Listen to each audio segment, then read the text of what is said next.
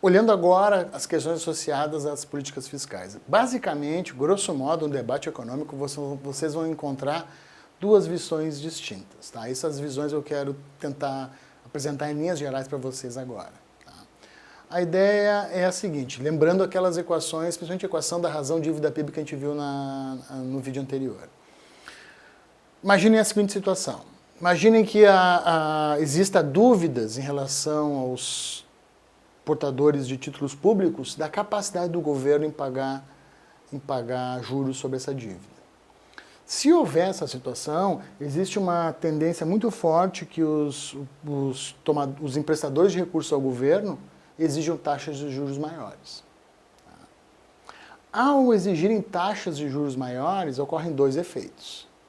Por um lado, quando a gente exige taxas de juros maiores, a gente tem um aumento da taxa de juros, R, e uma queda da taxa de crescimento da economia. Essa queda da taxa de crescimento da economia se deve àquilo que a gente viu nas aulas lá do metade do curso. Ou seja, aumenta o juro, reduz o investimento, reduz a atividade econômica. Então, a economia corre o risco, muitas vezes, de entrar num espiral de dívidas, de endividamento. Por quê? Porque existe uma situação fiscal complicada, os investidores que têm títulos públicos começam a demandar taxas de juros mais altas. Essas taxas de juros mais altas vão diminuir a capacidade de crescimento da economia.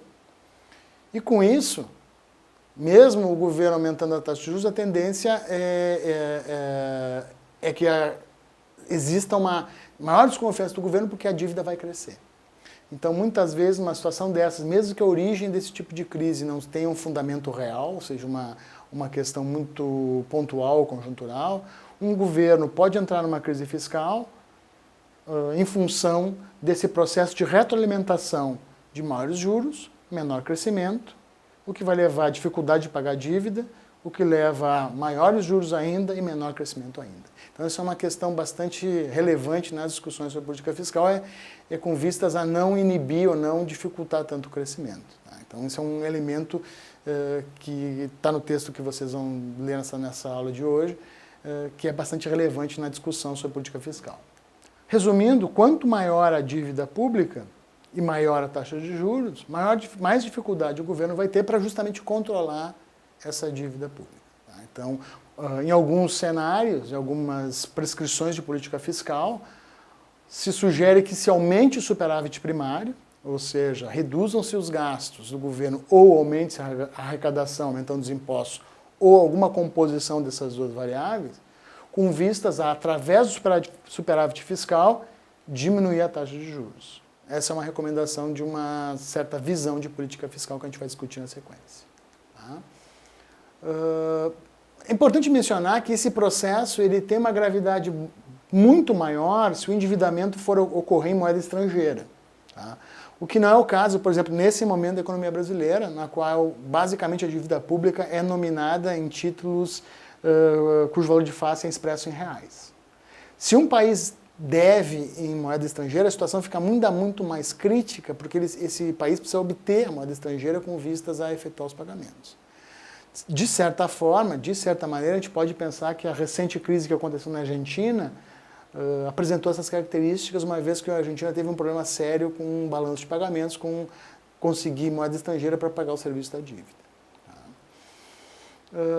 Outra alternativa que o governo tem, e também isso é bastante problemático, dado que a dívida é em moeda nacional, simplesmente imprimir moeda com vistas a pagar a dívida.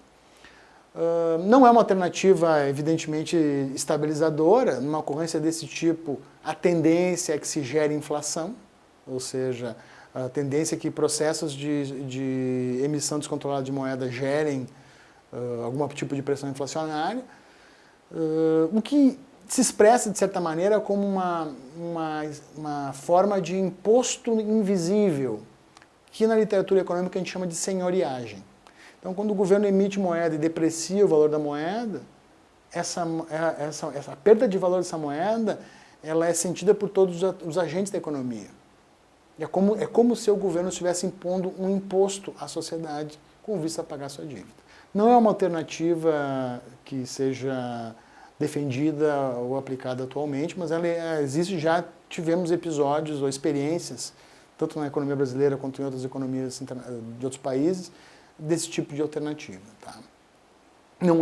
De fato, não é uma prescrição que se faça em termos de política fiscal. Basicamente, vocês têm duas perspectivas de política fiscal. A primeira, que a gente pode chamar de política da oferta, e que hoje em dia está associada com o termo austeridade, vocês encontram isso muito na descrição das políticas fiscais da União Europeia, por exemplo, se funda nesse conceito que eu mencionei antes de gerar superávites primários, ou seja, que o governo tem um gasto inferior à arrecadação. Com esse superávit primário, a ideia dessa perspectiva, com essa contração de gasto, é promover queda da taxa de juros.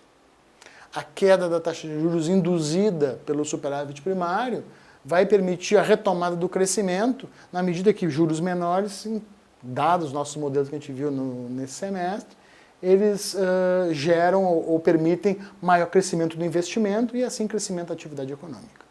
Então, esse canal ele pressupõe primeiro uma contração, e se vocês lembrarem também dos nossos modelos, esse tipo de contração fiscal no primeiro momento reduz o produto. Né? Vocês lembrarem dos modelos de política fiscal que a gente viu no ISLM, na oferta agregada e demanda agregada, a redução no primeiro momento do gasto público reduz o produto. Em reduzindo o produto, no curto prazo, né, nesse momento imediato, vocês tendem a ter uma queda na atividade econômica que vai também forçar uma queda da taxa de juros. Então esse é mais ou menos o conceito dessa perspectiva da oferta, que, digamos, seria uma perspectiva mais majoritária na tradição econômica, que é também, de certa maneira, o que tem sido aplicado na economia brasileira no último período, por algumas vistas o controle da dívida pública. A segunda alternativa seria uma perspectiva, que a gente poderia dizer, da demanda. Ela enfatiza mais aquele termo G, o termo do crescimento econômico. A hipótese dessa corrente, que é uma corrente minoritária, é que é possível utilizar o gasto público quando ele for capaz de gerar crescimento econômico. Óbvio que isso é uma polêmica teórica, porque isso vai implicar na ideia de se o crescimento econômico de fato ele gera, se o gasto do governo gera um processo de crescimento econômico contínuo, isso é uma discussão, é sujeito a debate.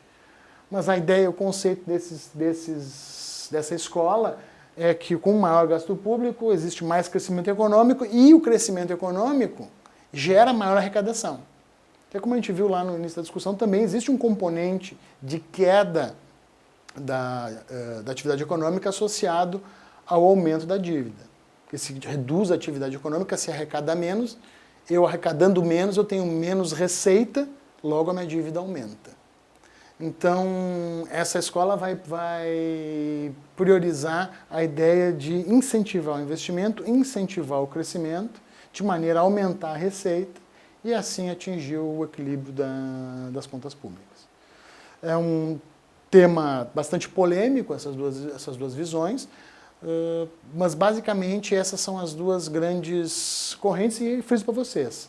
A lógica da oferta é a mais majoritária, na visão das tradições de pensamento econômico, e a perspectiva da demanda, essa lógica de ênfase em gasto público, é uma perspectiva minoritária. Mas existe um debate acalorado em relação a essas questões entre os economistas. Bom, pessoal, era isso sobre política fiscal. Leiam o texto, façam exercícios e a gente se vê na prova. Até mais.